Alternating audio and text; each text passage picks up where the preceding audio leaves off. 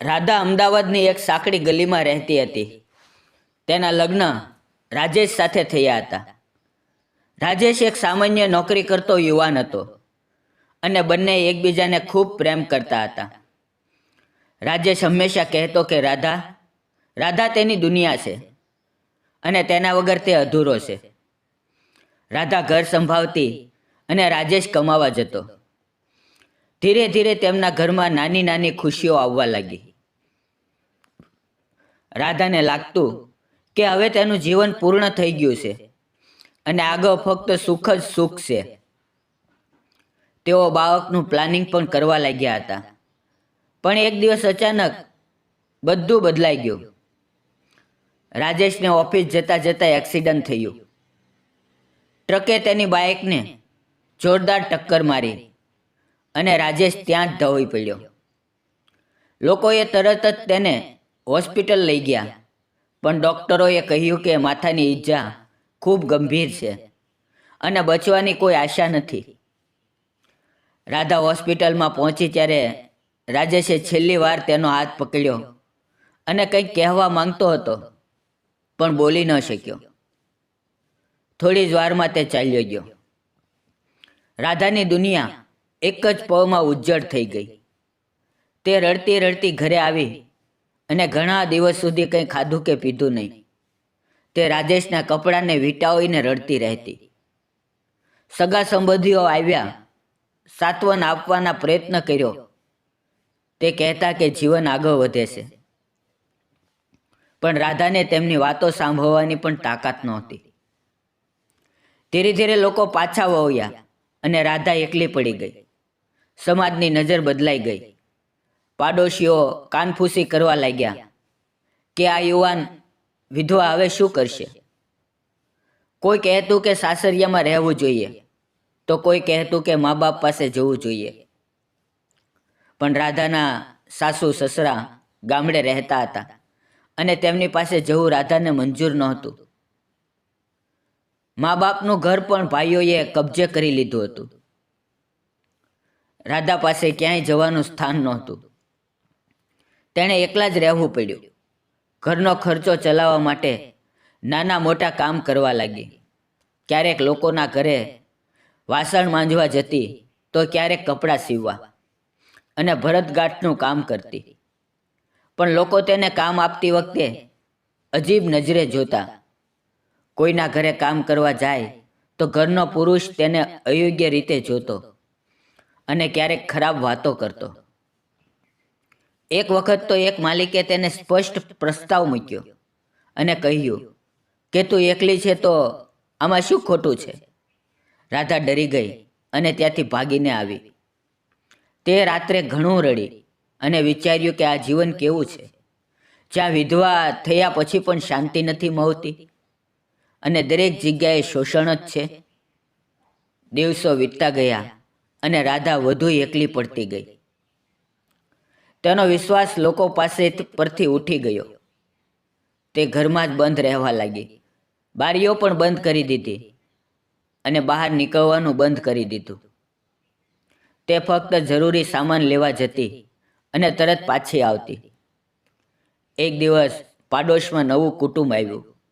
તેમાં મંગેશ નામનો યુવાન હતો, જે એક ખાનગી કંપનીમાં નોકરી કરતો હતો. મંગેશ ખૂબ શાંત, સરળ અને મદદરૂપ સ્વભાવનો હતો. તે પોતાના માતા પિતા અને નાની બહેન સાથે રહેતો હતો. એક દિવસ જોરદાર વરસાદ પડ્યો અને રાધાના ઘરની જૂની છતમાંથી પાણી ટપકવા લાગ્યું. ઘરમાં બધે પાણી ભરાવા લાગ્યું અને રાધાને સમજાયું નહીં કે શું કરવું.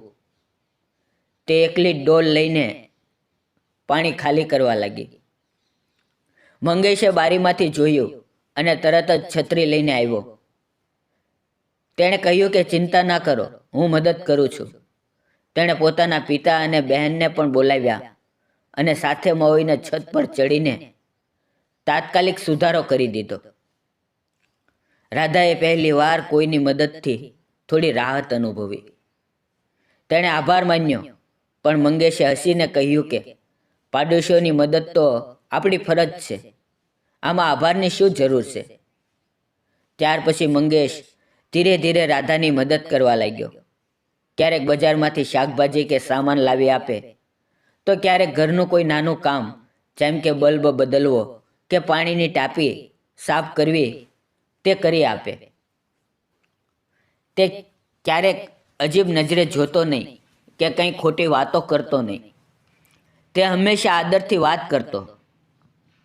રાધાને પહેલીવાર લાગ્યું કે દુનિયામાં હજુ સારા અને સાચા લોકો પણ છે. ધીરે ધીરે બંને વાતો કરવા લાગ્યા. શરૂઆતમાં ફક્ત હવામાન કે પાડોશીની વાતો, પણ પછી રાધાએ પોતાની વાત કરી. મંગેશે રાધાની પૂરી વાત શાંતિથી સાંભળી અને કહ્યું કે તમે ખૂબ હિંમતવાળા છો, જેણે આટલું બધું સહન કર્યું છે અને હજુ પણ જીવન સામે લડી રહ્યા છો. રાધાને તેની વાતોથી થોડી તાકાત મળી. મંગેશ પોતે પણ પોતાના જીવનની વાતો કરતો. તે કહેતો કે મારા પિતાજી પણ નાનપણમાં બીમાર રહેતા હતા, તેથી મારે જલ્દી જવાબદારી લેવી પડી. પણ જીવનમાં દુઃખ તો આવે જ છે, પણ તેણે પાર કરીને આગળ વધવું જોઈએ. એક દિવસ મંગેશે રાધાને કહ્યું કે તમે કંઈક પોતાનું કામ શરૂ કરો, જેથી તમને આત્મવિશ્વાસ આવે અને આવક પણ સ્થિર થાય. તેણે તેને નાનું ટ્યુશન શરૂ કરવાની સલાહ આપી, કારણ કે રાધા અભ્યાસમાં સારી હતી. રાધા ડરી ગઈ કે લોકો શું કહેશે. વિધવાના ઘરે બાળકોને ભણાવે તો વાતો થશે. પણ મંગેશે કહ્યું કે જેમને જરૂર છે તેમને તમારી મદદ મળશે અને તમને પણ સારું લાગશે. ધીરે ધીરે રાધાએ પાડોશીના 2-3 બાળકોને ઘરે બોલાવીને ભણાવવા માંડ્યા. તેને થોડી આવક થવા લાગી અને મનમાં થોડી ખુશી આવી. મંગેશ હંમેશા તેને પ્રોત્સાહન આપતો રહ્યો. તે કહેતો કે તમે ખૂબ સારું ભણાવો છો, વધુ બાળકો આવશે અને તમારું નામ થશે. ધીરે ધીરે રાધાના ટ્યુશનમાં બાળકોની સંખ્યા વધવા લાગી અને 10થી વધુ બાળકો આવવા લાગ્યા. તેને પોતાના પગ પર ઊભા રહેવાની તાકાત મળી અને તે પહેલાં કરતાં હવે વધુ હસવા લાગી. પણ પાડોશીઓએ કાનફૂસી શરૂ કરી કે મંગેશ વારંવાર રાધાના ઘરે કેમ જાય છે. બાળકોને ભણાવવાના બહાને કંઈક તો ચાલે છે. કોઈએ મંગેશના માતા પિતાને પણ કહ્યું કે તમારા દીકરાને સમજાવો, વિધવા સાથે આટલી નજીક ના જવું આવવું જોઈએ. સમાજ શું કહેશે? મંગેશના ઘરમાં પણ વાત થઈ અને તેની માતાએ પૂછ્યું કે શું ચાલે છે. પણ મંગેશે સ્પષ્ટ કહ્યું કે હું ફક્ત મદદ કરું છું અને રાધા ખૂબ સારી અને હિંમતવાળી વ્યક્તિ છે. તેમની સાથે કોઈ ખરાબ વાત નથી. તેમણે કહ્યું કે જો આપણે વિધવાઓને આમ જ અવગણીએ તો તેઓ ક્યાં જશે. પણ સમાજની વાતો વધી ગઈ અને કેટલાકે રાધાને પણ તિરસ્કારભરી નજરે જોવા માંડ્યું. રાધાને આ વાતનું ખૂબ દુઃખ થયું અને તેણે મંગેશને કહ્યું કે હવે તમે અહીં ના આવો. લોકો ખરાબ વાતો કરે છે અને મને પણ શરમ લાગે છે. હું ફરી એકલી રહી લઈશ. મંગેશે કહ્યું કે મને લોકોની વાતની પરવા નથી. હું તમારી મદદ કરતો રહીશ, કારણ કે તમે મારા માટે ખાસ છો. પણ રાધા ડરી ગઈ અને થોડા દિવસ મંગેશ સાથે વાત કરવાનું બંધ કરી દીધું. મંગેશને પણ દુઃખ થયું, પણ તે ચૂપચાપ તેની મદદ કરતો રહ્યો. ક્યારેક ઘર આગળ સામાન મૂકીને જતો કે બાળકો માટે પુસ્તકો કે પેન્સિલ લાવી આપતો. એક દિવસ રાધાને અચાનક ખૂબ તાવ આવ્યો અને તે બીમાર પડી ગઈ. તેને ઊભા થવાની પણ તાકાત નહોતી અને કોઈ મદદ કરનાર નહોતું. મંગેશને બાળકો પાસેથી ખબર પડી અને તેણે તરત જ ગાડી ગોઠવીને તેને હોસ્પિટલ લઈ ગયો. તેણે રાધાની સેવા કરી, દવા લાવી આપી, ખાવાનું લાવી આપ્યું અને રાતભર તેની પાસે બેઠો રહ્યો.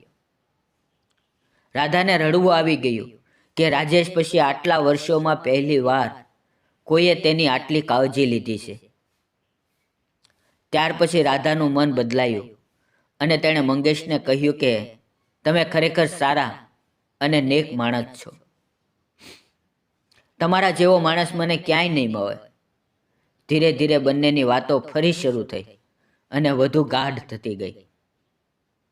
તેઓ લાંબા સમય સુધી વાતો કરતા, એકબીજાના દુઃખ દર્દ સાંભળતા અને એકબીજાને સમજતા.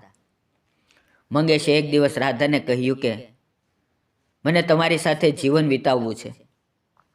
હું તમને ખૂબ પ્રેમ કરું છું અને તમારા ભૂતકાળની કોઈ પરવા નથી. તમે જેવા છો તેવા જ મને ગમો છો અને હું તમને હંમેશા ખુશ રાખીશ. રાધા ચોંકી ગઈ કે વિધવા હોવા છતાં કોઈ તેને સાચો અને નિષ્કામ પ્રેમ કરી શકે છે. તેને ડર લાગ્યો કે સમાજ શું કહેશે, લોકો કેવું વિચારશે, તેના ટ્યુશનનું શું થશે. પણ મંગેશે કહ્યું કે આપણે સાથે મળીને બધાનો સામનો કરીશું અને જે સાચું છે. ધીરે ધીરે રાધાને પણ મંગેશ પ્રત્યે ઊંડો પ્રેમ થવા લાગ્યો. તેને લાગ્યું કે જીવનમાં ફરીથી ખુશી અને સાથ આવી શકે છે. બંનેએ નક્કી કર્યું કે તે લગ્ન કરશે. મંગેશના માતા પિતાએ પહેલાં વિરોધ કર્યો, સમાજની વાતોનો ડર દેખાડ્યો, કહ્યું કે લોકો શું કહેશે. પણ મંગેશની જીદ અને સ્પષ્ટતા આ બંનેની સામે તેઓ માની ગયા, કારણ કે તેઓ પણ જાણતા હતા કે તેમનો દીકરો સાચું કરે છે. સમાજમાં ઘણી વાતો થઈ. કેટલાકે તિરસ્કાર કર્યો, કેટલાકે બંનેને ઘરમાં ના આવવાનું કહ્યું, પણ બંનેએ તેની પરવા ના કરી. બંનેના લગ્ન સાદાઈથી પણ ખુશીથી થયા અને રાધાના જીવનમાં ફરી રંગો આવ્યા. મંગેશના પ્રેમ અને સાથથી રાધાને નવું જીવન મળ્યું. તેણે પોતાનું ટ્યુશન વધુ મોટું કર્યું અને ઘણા બાળકોને ભણાવવા લાગી. ધીરે ધીરે લોકો આ બધું જોઈને તેની પ્રશંસા કરવા લાગ્યા અને સમાજની વાતો પણ ઓછી થઈ ગઈ. આજે રાધા ખુશ છે કે તેને સાચો સાથી મળ્યો, જેણે તેને ભૂતકાળને ક્યારેય અડ્યો નહીં અને તેને આદર અને પ્રેમથી નવું જીવન આપ્યું.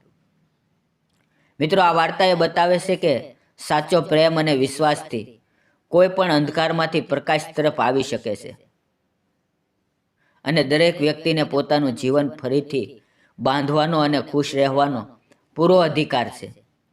પછી ભૂતકાળ ગમે તેવો હોય અને સમાજ ગમે તે કહે.